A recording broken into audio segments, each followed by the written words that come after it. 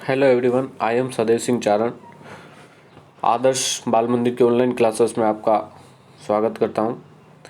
जैसे कि हमने पोएम्स पढ़ी थी, आज की हम क्लास 12th लिटरेचर की नेक्स्ट पोएम के ऊपर आते हैं, जिसका नाम है टाइम एंड टाइम अगेन। ये A K.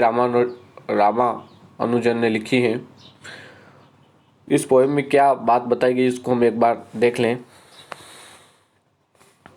The poem describes the theory of difference among religions through the descriptions of clock towers। मतलब यह कविता घंटाघरों के वर्णन के माध्यम से विभिन्न धर्मों के बीच भेद के सिद्धांत का वर्णन करती है। यानी जो क्लॉक टावर्स होते हैं उसके माध्यम से धर्मों के बीच में, जो रिलीजियस धर्मों के बीच में जो डिफरेंस है उसको वर्णन कर रही है। Among the difference of religions the clock tower often tell time differently due to some technical error. हम देखते हैं कि जो क्लॉक टावर होता है अक्सर किसी तकनीकी खराबी के कारण अलग अलग समय बताते हैं। कोई क्लॉक टावर अलग बताता है, कोई क्लॉक टावर अलग बताता है। In the same way though all religious are meant to show some path. इसी तरह से जो अलग अलग तरह के रिलीजियस है, जैसे हिंदू हुआ, मुस्लिम हुआ, वो अलग अलग तरीके से धर्म को शो करते हैं। They very often misguide people. वो लोगों को क्या करते हैं, मिसगाइड करते हैं।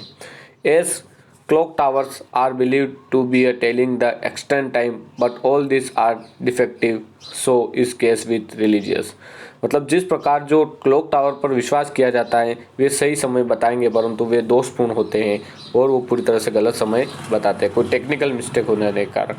तो यहाँ पर जो पॉइंट है वो क्या बता रहा है कि आपका जो आपके जो धर्म है वो एज अ एक क्लॉक टावर है। मतलब यहाँ पर जो क्लॉक टावर की जो तुलना है वो अपने आपके जो क्लॉक टावर है उसकी तुलना उसने किससे की है, धर्म से, रिलीजियस से। हिंदू धर्म हुआ, मुस्लिम धर्म हुआ, इन सभी धर्मों से उन्होंने इसकी कल्पना की है। जैसे मैंने आपको फिर से समझा दूं, एकदम poem describe the theory difference among religious through the descriptions of clock towers. यानी जो पोएम है ये क्लॉक टावर्स के बीच में, रिलीजियस के बीच में क्या बता रही है, अंतर बताती हैं। This clock tower often tell me different due to some. कुछ क्लॉक टावर अलग टाइम बताते हैं और कुछ अलग बताते हैं। इन सेम वे कोई हिंदू वाले धर्म अलग बताते हैं, मुसलमान वाले अलग बताते हैं। जैसे हिंदू वाले बोलते हैं कि हाथ भगवान के सामने हाथ जोड़ना चाहिए, वही मुसलमान पूरी तरह से हाथ ऐसे फैलाते हैं। तो अलग अलग तरीके से अलग अलग धर्म होते हैं। जैसे क्रिश्चियन होते हैं तो वो अलग तरह से अभिवादन करते हैं। तो अलग अलग तरह, जैसे कि हम कह सकते हैं कि जैसे हिंदू धर्म है कि जो विधवा होती है वो वाइट कपड़े पहनती है। वहीं जो वहीं अपने क्रिश्चियन में अगर आप देखो तो शादी होती है तब वाइट कपड़े पहनते हैं। तो ये अलग अलग तरीके से अलग अलग धर्म हैं, भगवान सिर्फ एक ही हैं। तो उसी तरह से हम कह सकते हैं कि ये जो पोएट है ए.के. रामानुजन, इन्होंने पूरी तरह से धर्म की तुलना एक क्लॉक टावर से की है। आगे बढ़ते हैं। First stanza.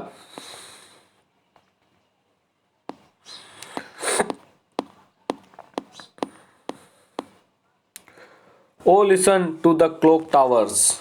क्या कह रहा है poet? O listen to the clock towers. Clock towers means घंटाघर, जो हर सिटी में बना होता है घंटाघर। आपने देखो बड़ी सी घड़ी लगी होती है, उसको हम क्लॉक टावर्स कहते हैं। Of any old well managed city. Well managed यानी सुव्यवस्थित, वेल मैनेज मतलब सुव्यवस्थित, वेल मैनेज यानी सुव्यवस्थित। Of any old well manage city मतलब कवि कहता है कि पुराने समय के सुव्यवस्थित शहर के घंटाघरों की आवाज को सुनिए। Beating their गोंग्स। गोंग्स यानी जो घंटा होता है, आप जो घंटी होती है मंदिरों में उसको बोलते हैं गोंग्स, बड़ा जो गोंग्स होता है उसको। Beating their gongs round the clock each slightly of the other time deeper or lighter.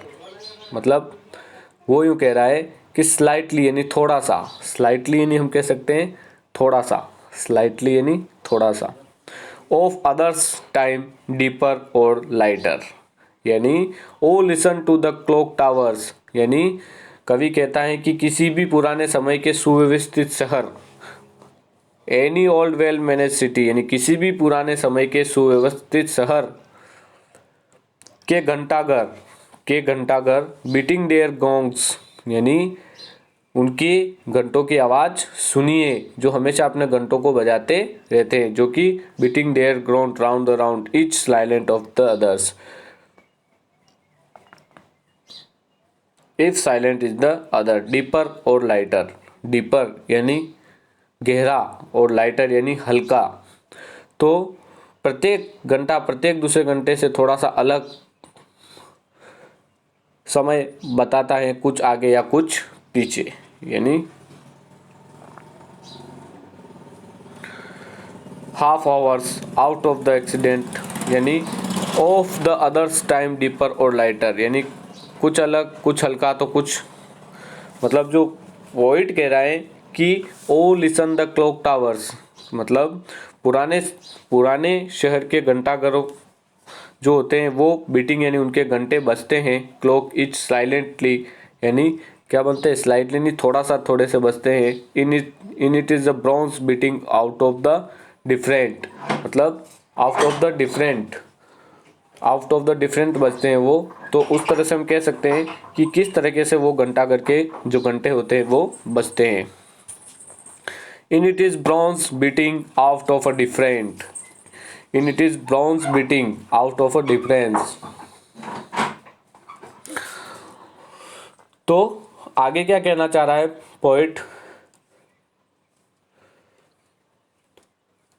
Bronze यानी होता है कांसा, ब्रॉन्ज जो होता है ब्रॉन्ज मेडल जैसे हम कहते हैं, तो कांसा एक मेटल होती है उसका बना होता है ब्रॉन्ज।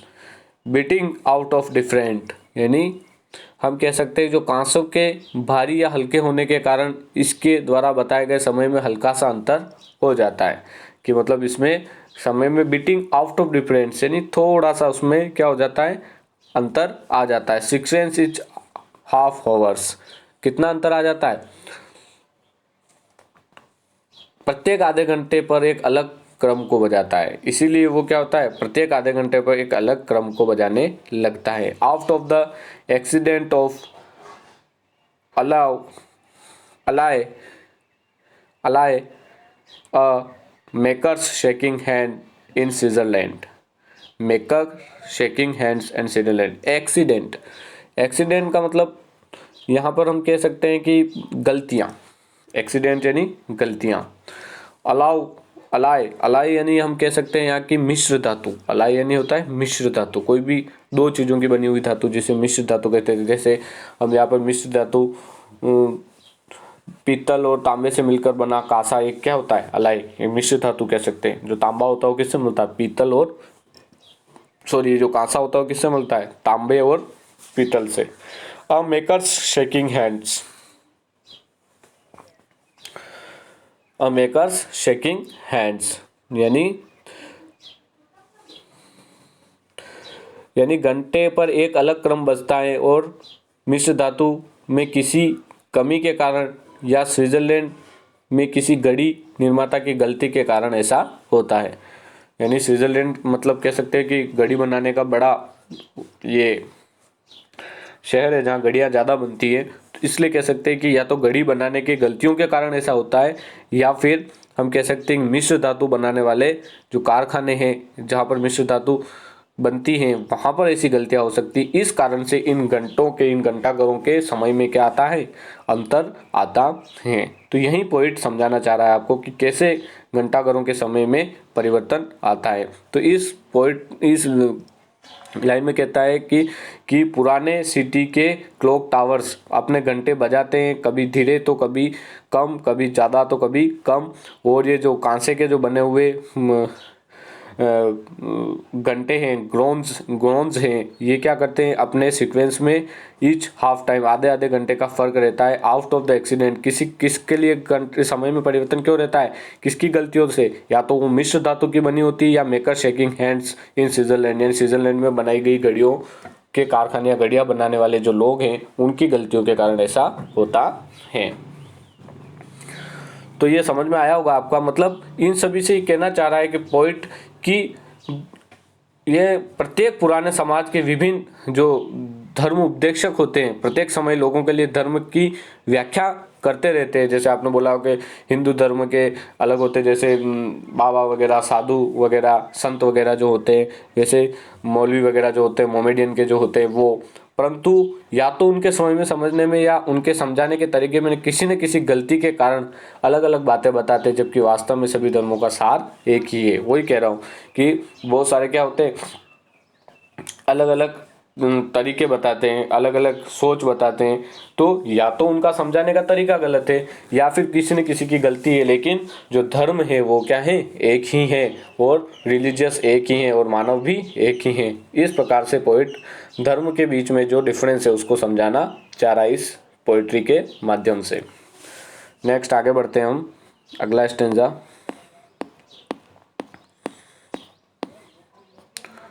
और आगे पोइट कहता, और the mutual distance commemorating a donors Vim, मैंने एक पहले विम वर्ड भी आया था जिसका मतलब होता है सनक। विम मतलब कोई सन के आदमी होता है जिसकी सनक हो जाती है, विम, जिसको हम विम कहते हैं। और द म्यूचुअल डिस्टेंस, म्यूचुअल यानी आपसी, म्यूचुअल फंड होता है ना जैसे दो का, आपसी। उसके बाद डोनर जो होता है हम कह सकते हैं जैसे ब्लड डोनर, तो डोनर्स मतलब होता है दानदाता। द पेरेनियल फ्यूड्स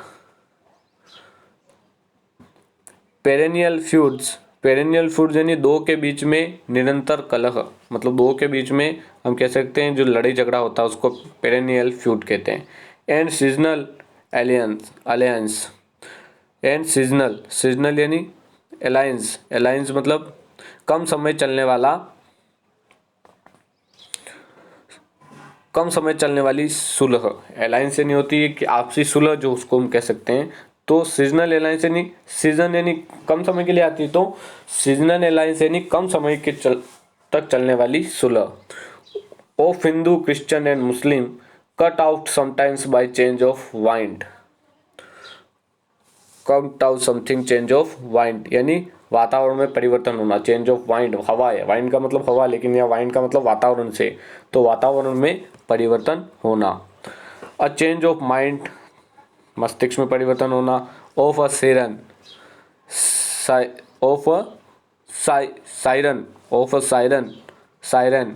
सायरन का मतलब यहाँ होता है चेतावनी, बोलता है सायरन बजता है वो। Between the pieces of a back street quarrel का मतलब होता है कि समाज की जो चेतावनियाँ होती है, हम कह सकते हैं कि बैक स्ट्रीट क्वारल का मतलब सारहीन बातों पर जो झगड़े होते हैं, जिसका कोई मतलब ही नहीं होता, उन बातों के लिए झगड़े होना, उसको हम कह सकते हैं। तो अब इसका समझ लेते हैं हम क्या कहना चाह रहा है।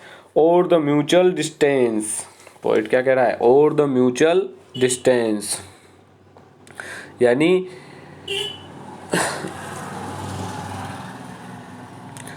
समय का अंतर दानदाता की सनक की स्मृति मनाने में पारस्परिक मतभेदों के कारण होता है। क्या होता है, या फिर यह समय का अंतर, मतलब जो समय का अंतर है, या तो क्या होता है कि स्विट्जरलैंड में बनाने वाले जो घड़ियाँ वाले हैं उनकी गलतियों से होता है, या फिर जो धातु है, मिश्र धातु, उसकी गलती से होता है, या फिर क्या कहना चाह रहा है, या फिर समय का अंतर दानदाता की सनक की स्मृति मनाने में पारस्परिक मतभेदों के कारण होता है। यानी धर्म को समझने के अंतर इस कारण होता है कि हम अपने धर्म उपदेशक को बताए अनुसार इसे अलग अलग रूप में समझते हैं। यानी डोनर्स ऑफ विम्स यानी जो दानदाता जो होते हैं, दानदाता की सनक यानी जो संत वगैरह या जो मौलवी वगैरह जो हैं उनके बारे में कहा गया है कि उन्होंने जो सोच लिया वो सही है और हम मान लेते हैं। ऑन द म्यूचुअल डिस्टेंस, वो क्या कह रहा है ऑन द म्यूचुअल डिस्टेंस, उनके पारस्परिक मतभेदों के कारण, कि हिंदू वाला कुछ और कह रहा है, मुसलमान वाला कुछ और कह रहा है, म्यूचुअल डिस्टेंस यानी उनके पारस्परिक मतभेदों के कारण। The perennial feud and seasonal alliance, इसके कारण जो होता है हम कह सकते हैं कि पेरेनियल फ्यूड का मतलब मैंने आपको समझाया था कि जो कलह जो चलती रहती है, एंड सीजनल अलायंस, और सीजनल अलायंस यानी कम समय से चलने वाला जो झगड़ा होता है, जो सुलह होती है, वो कम समय में चलने वाली सुलह ऑफ हिंदू क्रिश्चियन और Muslim cut off sometimes by a change of wind, यानी इसके अलावा इसी कारण हिंदू ईसाई और मुसलमान में निरंतर कलह और बीच बीच में कुछ समय के लिए सुलह जो हो जाती है, वातावरण में परिवर्तन या विचारों में परिवर्तन के कारण होती हैं। किसके कारण होती है? तो वातावरण में परिवर्तन हो जाता है तो सुलह हो जाती है, या फिर कभी झगड़े होने लगते हैं तो वो भी वातावरण में परिवर्तन होता है। यानी कोई भी मतलब कोई धर्म हो गया, क्या हो गया, किसी कारण क्या कारण जो होते हैं वो तो या तो उनके दिमाग में परिवर्तन या सायरन और a siren between the pieces of back street quarrel, यानी सुलह से होती है जो कि वातावरण में परिवर्तन या विचारों में परिवर्तन के कारण होती है, या फिर सारहीन बातों पर चलने वाले झगड़ों के बीच समाज की चेतावनी के कारण होती हैं, या फिर सारहीन बातें कि तू मुसलमान है, मैं हिंदू हूँ, तू क्रिश्चियन है, उस तरह की सारहीन बातों के कारण ये झगड़े होते रहते हैं। तो इस लाइन में पोइट कह रहा है कि जो डोनर्स में जो साधु संत मौलवी वगैरह जो हैं, फादर वगैरह, जो उनकी जो म्यूचुअल डिस्टेंस यानी उनकी जो पारस्परिक जो मतभेद थे उनके कारण ऐसा होता है। जो ये झगड़े होते हैं, ये झगड़े या तो पेरेनियल फ्यूड यानी परस्पर मतभेद चलते रहते हैं, या सीजनल अलायंस, या कभी कभी जो कम जो सुलह होती है कम समय के लिए वो चलती रहती है। किस किस के बीच में? हिंदू क्रिश्चियन और मुस्लिम के बीच में। समटाइम्स कभी कभी ये चेंज ऑफ माइंड के कारण है, वातावरण में परिवर्तन के कारण होते हैं, कभी कभी ये दिमाग में परिवर्तन के कारण होते हैं, या कभी कभी ये जो सारहीन बातों पे चलने वाले जो झगड़े होते हैं ये समाज की चेतावनियों के कारण भी होते रहते हैं। अब आगे देखते हैं पोइट क्या कहना चाहता है। One day you look up and see one of them, one day एक दिन, you look up and see one of them, eyeless silently zigzag sky showing, यानी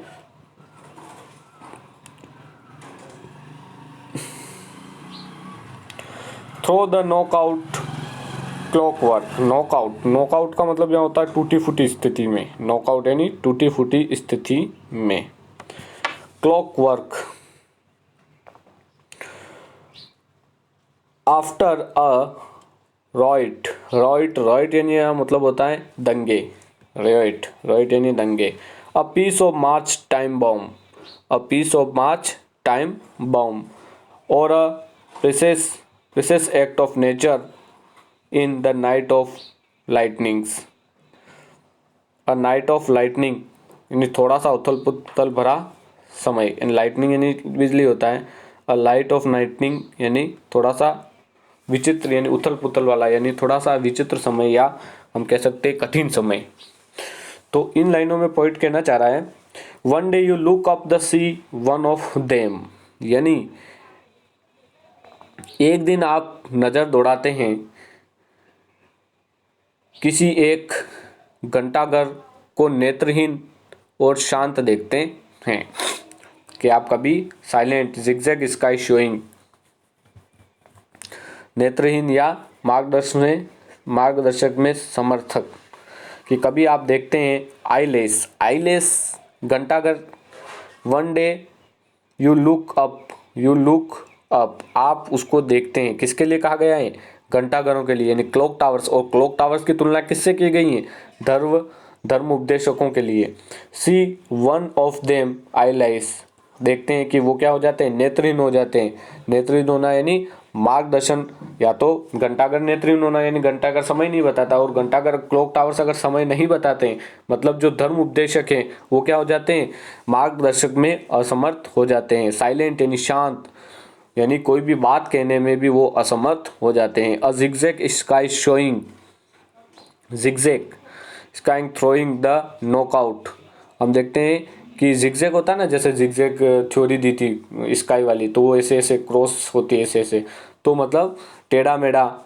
जिगजैग यानी होती टेढ़ी मेढ़ी। Sky showing throat the knockout, जो टूटी फूटी घड़ी में से होकर टेढ़ा मेढ़ा आकाश दिखाई देता है। यानी हम देख सकते हैं कि टूटी फूटी, अब उस घड़ी के अंदर से आकाश नजर आने लगता है, तो उस तरह से टूटी फूटी घड़ी में से टेढ़ा मेढ़ा आकाश, यानी a zigzag sky showing throat the knockout the clock work, यानी घड़ी के अंदर दिखाई देता है। मतलब धर्म का तोड़ मरोड़ कर प्रस्तुतकरण किया जाता है।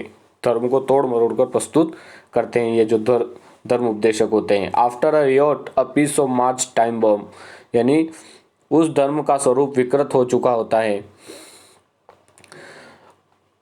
ऐसा किसी दंगे, किसी शांति यात्रा के फटने वाले टाइम बम या बड़ी प्राकृतिक आपदा के बाद ऐसा होता है। या तो ऐसा किसी दंगे के बाद होता है, या फिर a peace march of time bomb, यानी शांति मार्च जो शांति वार्ता जो चलती है उसमें होता है, या precious act of nature is night of lightnings, या फिर क्या होता है कि आपदा के बाद होता है कि हमें धर्म के स्वरूप को परिवर्तन की आवश्यकता अनुभव होती है।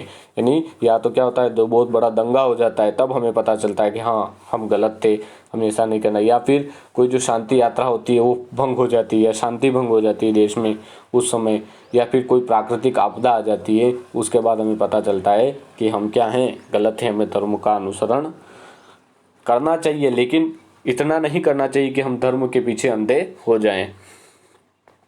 और जो सही बात है उसको मानना चाहिए, जो गलत बात है उसको नहीं मानना चाहिए। तो यही पॉइंट इसमें कहना चाह रहा था। तो आई होप आपको ये पोएम समझ में आई होगी। नेक्स्ट क्लास तक के लिए thank you very much, good bye.